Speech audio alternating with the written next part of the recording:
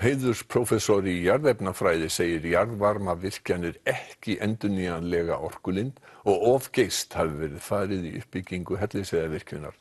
Orkuveitan hefur dregið í land með frekari uppbyggingu á svæðinu og þarf að fjárfesta fyrir 13 milljarða króna til að koma í veg fyrir að virkjunin ónýtist.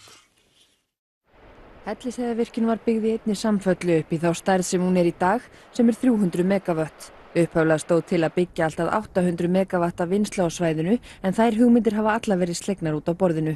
Við erum að endurskoða fjárfestingaráætlun til næstu 6 ára til lækkunar.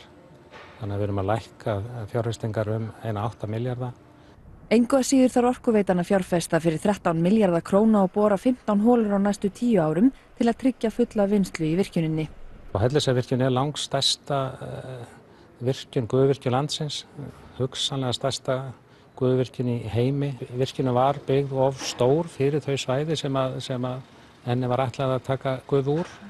Það er bara vitað og þekkt og eftir að það var gert þá má segja að engar áætlanir hafi staðist. Við vitum ekki alveg hvernig framtíðin sýnir sig. Vissulega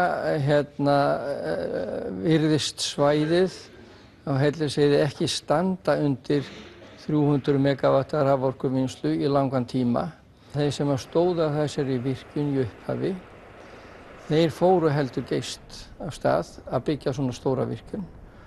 Og það kemur svolítið niður, bæði á fjárhagnum og á því hvernig eigi að reka svæðið.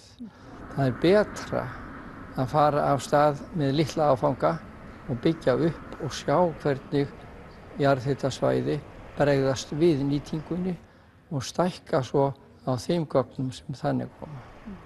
Við eigum að byggja á mæligögnum á náttúrunni til þess að skilja hana.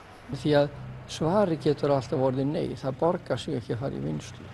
Þetta er ekki endurnýjanleg orkulind. Og ég hef nú stagast á því lengi, get kannski gert það eina ferðina enn.